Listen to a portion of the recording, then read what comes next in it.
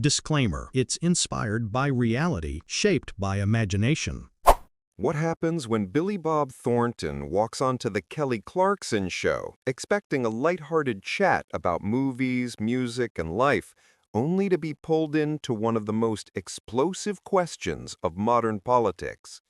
The moment Kelly asks whether televised political debates are still useful or if they've become nothing more than flashy entertainment, the studio atmosphere shifts fast.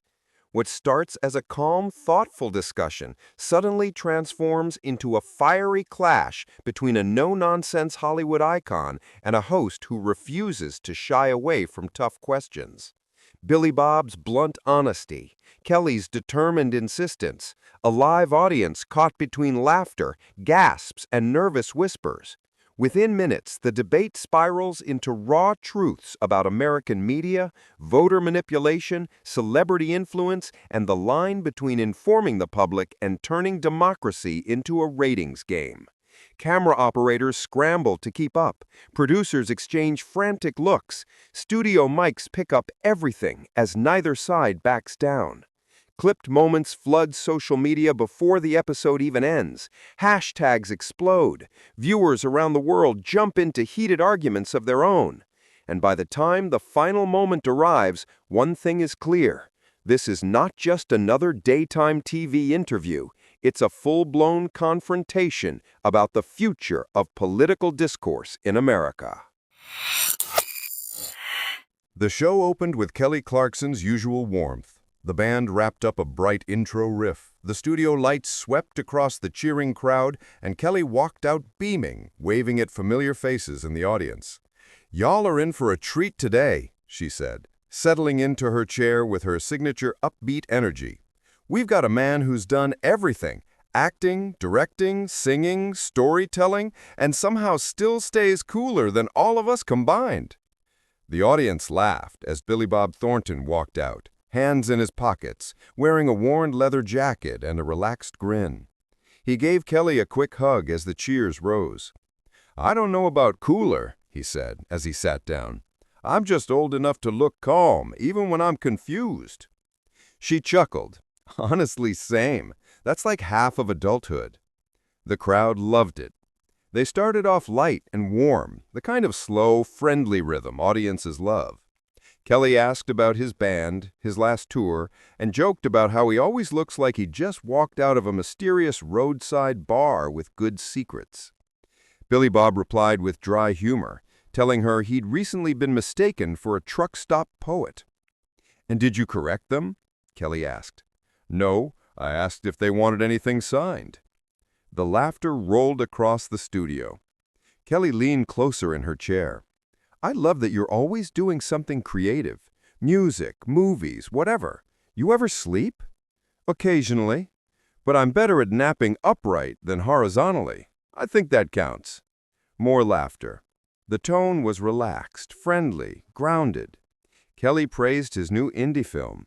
Billy Bob teased her about her superhuman voice and how she manages to talk, sing, and host a show without collapsing.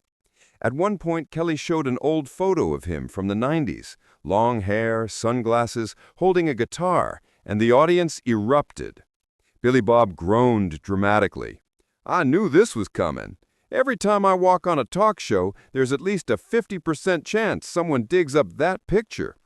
I look like a man who got lost backstage at a Lynyrd Skynyrd concert." Kelly nearly doubled over laughing. "It's amazing.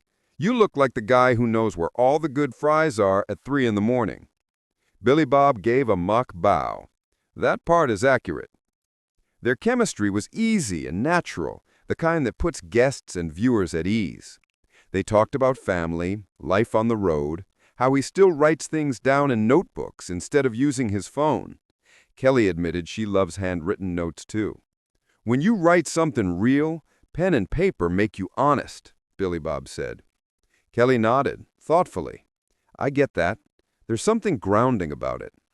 The audience sighed in agreement. It was warm, almost nostalgic. Nothing about the atmosphere suggested tension. If anything, Billy Bob seemed more relaxed than he had on most interviews. Kelly's effortless charm carried the conversation along like a gentle river. They shared funny stories about stage mishaps, bumped fists over their love of Southern cooking, and traded small jokes about how neither of them understood TikTok. Then Kelly laughed and said, "Okay, so we got to talk about something a little deeper today. You ready?" Billy Bob chuckled. "Well, that sounds like trouble." She smiled. "Not trouble, just interesting." But behind her tone, a subtle shift flickered. A soft hum moved through the audience, just enough to signal that something was coming. Billy Bob leaned back casually. "Hit me," he said, still smiling. Kelly glanced at her notes, then up at him with a curious look. "A lot of people say televised political debates aren't helping anyone anymore. They're loud, chaotic, dramatic, and maybe more entertainment than information." The smile on Billy Bob's face faded just a touch. The audience sensed it. The energy shifted slightly, small whispers sweeping across the room. Kelly continued, carefully. "So, I'm wondering, do you think they're still useful, or have we turned democracy into a TV spectacle?" Billy Bob's expression changed, still calm, but visibly more focused. The warmth was still there, but for the first time in the segment, something deeper stirred underneath the surface, something waiting to ignite. The moment Kelly posed the question, the audience leaned in. It wasn't hostile, not yet, but it carried that unmistakable shift, the quiet before a spark becomes flame. Billy Bob took a slow breath. "Well," he said, choosing his words carefully, "I think televised debates used to matter. They helped people see candidates think on their feet. Now," he shrugged lightly, "feels more like they're produced for ratings instead of voters." Kelly raised an eyebrow. "That's a pretty strong take." He nodded. "Strong because it's true." A wave of murmurs rolled through the studio. Some nods, some surprise. Kelly topped her note card against her knee, leaning forward. "But don't you think people still learn something from them?" she asked. "You hear the policies, the arguments, the differences. Isn't that useful?" Billy Bob gave a half smile that didn't quite reach his eyes. Useful if the candidates answer the questions, but half the time they dodge, talk over each other, or perform for a viral moment. It's like watching a talent show where nobody sings. The crowd laughed, but it was uneasy laughter, half humor, half discomfort. Kelly tried again. "But people tune in, millions. That must mean something." "That's the problem," Billy Bob replied. "People tune in because it's entertaining. It pulls numbers because it looks like drama. Viewers aren't watching to learn. They're watching like it's a boxing match." Kelly's posture shifted, shoulders tightening. "But isn't that a little cynical? You're assuming people don't care, that they just want chaos." Billy Bob met her gaze head on. "I'm not assuming anything. I'm observing. When a debate ends and the first thing trending online is someone's snarky one-liner or facial expression, maybe we've lost sight of what these events should be." A soft gasp moved through the crowd. Kelly wasn't backing down. "But sometimes moments go viral because they connect with people. Sometimes the spotlight helps highlight issues that matter." Billy Bob gave a quiet laugh. "Sure, sometimes. But let's be real.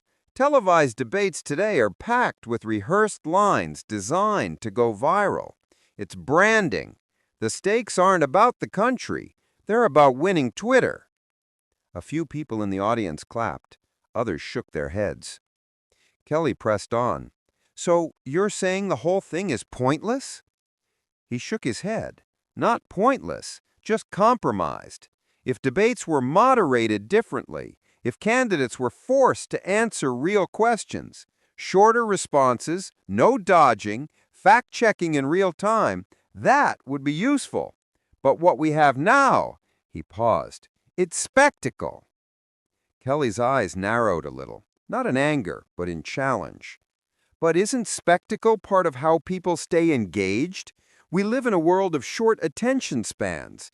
If debates didn't feel dynamic, wouldn't people just ignore them? Billy Bob leaned in, elbows on his knees. Engagement isn't the same as influence.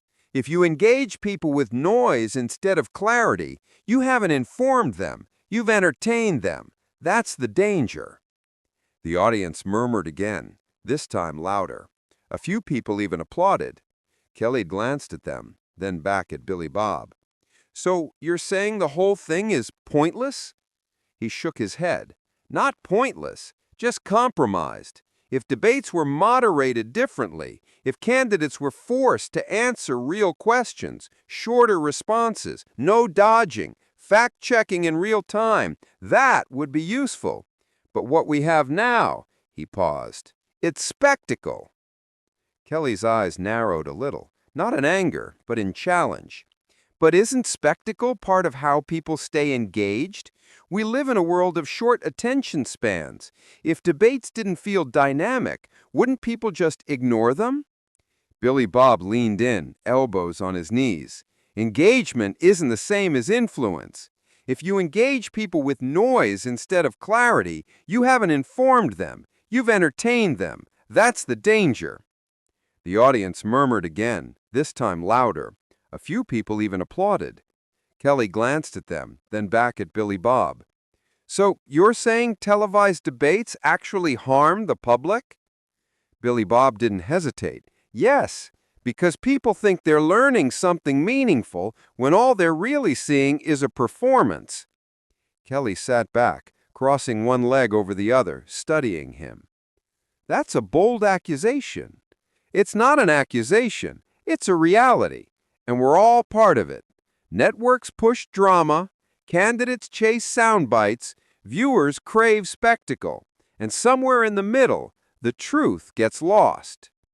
The studio fell unusually quiet for daytime television. Kelly broke the silence with a measured tone. I get what you're saying, really, but calling debates harmful is a bit extreme. Billy Bob didn't blink. Extreme is pretending we're informed because we watch two people argue on stage like kids fighting over a toy. The audience reacted with a rippling, ooh. Some clapped, others cringed. Kelly's smile tightened. So, in your view, we're all being fooled? I'm saying we deserve better. Americans are smart, they care, but when the system turns serious issues into entertainment, it insults everyone watching. Kelly opened her mouth to respond, but the studio fell still again, the tension deepening. This wasn't just a difference of opinion anymore. This was personal conviction crashing into the realities of modern media. And for the first time, both Kelly and Billy Bob knew the conversation was about to hit a deeper emotional layer neither of them could avoid. Kelly took a slow breath, her expression caught somewhere between curiosity and frustration. She uncrossed her legs and leaned forward, elbows resting on her knees.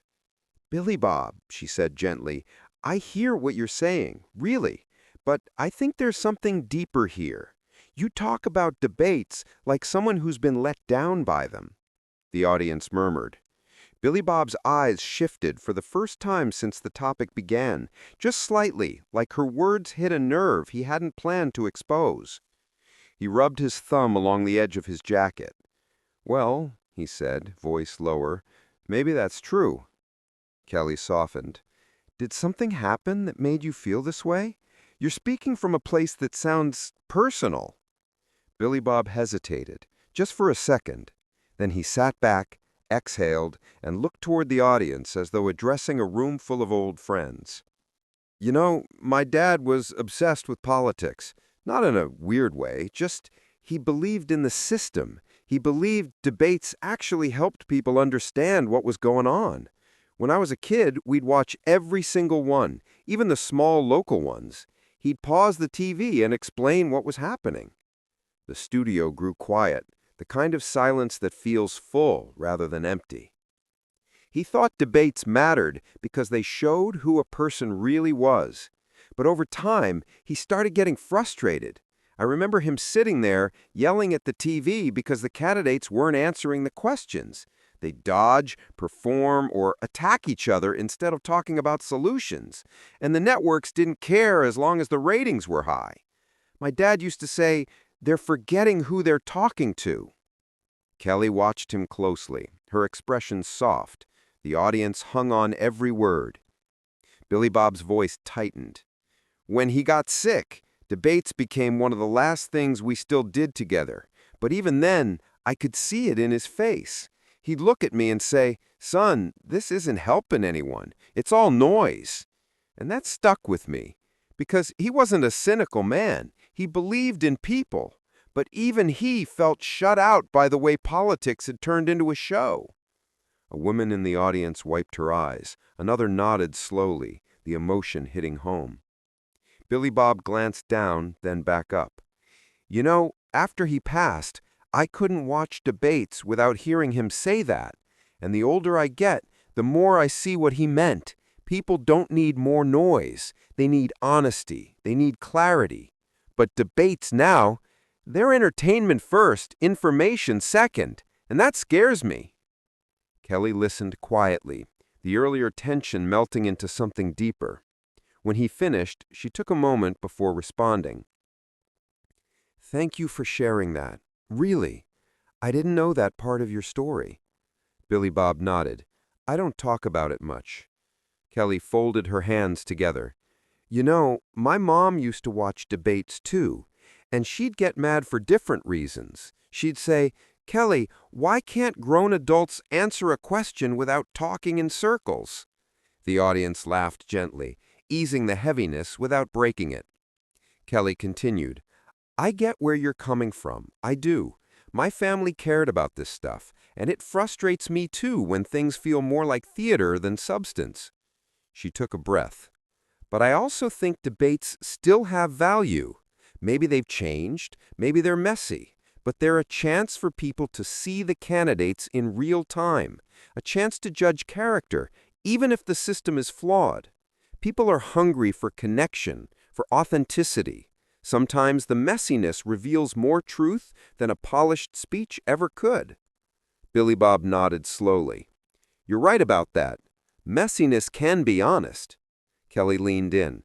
"And I think your dad would still want people to watch, not because debates are perfect, but because he'd believe the public deserves to see every side, even the broken ones." Billy Bob's eyes softened. There was something unguarded in his expression now, a rare moment where the tough exterior gave way to something vulnerable. The audience sensed it too. A hush fell, respectful and warm. Kelly placed her hand on her chest. "You're fighting for something real. He taught you to expect better, and that's not cynicism, that's hope." Billy Bob swallowed and nodded once, quietly. "Yeah, I guess it is." For a moment the tension dissolved. The studio wasn't a battleground anymore. It was a shared space of memory, vulnerability, and reflection.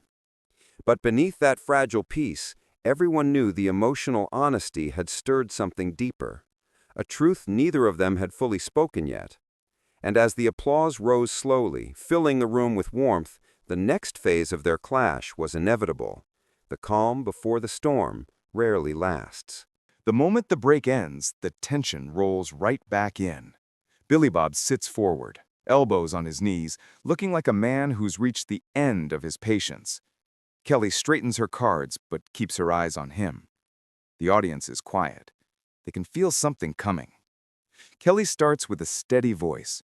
"So, Billy, you've made a strong case that televised debates don't help voters, but don't you think there's at least some benefit in seeing candidates pressured in real time?" He shakes his head. "Pressure is good. Manufactured pressure isn't. That's the difference.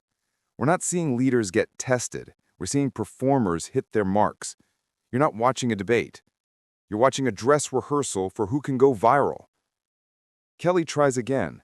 "But voters do pay attention during debates. It's one of the few times people actually hear plans in detail." Billy Bob laughs, and not the polite kind. "Come on. Nobody remembers a plan. They remember a clapback, a stumble, a meme. They remember when someone rolls their eyes or forgets a name. You know it. I know it. Kelly's smile tightens. But are you saying we should get rid of debates entirely? That Americans don't need them at all? That lands hard. The audience murmurs. Billy Bob looks at her, eyes sharper now. I'm saying Americans deserve better than a circus. A debate should be a real exchange of ideas, not a sound stage with cheering sections and moderators trying to keep everything from falling apart. If the entire point of a debate becomes who dunked on who, then yeah, maybe it's time to rethink the whole thing. Kelly shifts in her seat. Okay, but what's the alternative? If we remove debates from TV, people tune out. They already barely follow politics. Don't we risk making voters even less informed? Billy Bob lifts his hands, frustrated. You keep assuming this mess we have now actually informs people. It doesn't. It entertains them. You're worried about losing interest. I'm worried about losing democracy. That line hits the studio like a dropped weight. Kelly stares at him, caught between disbelief and irritation.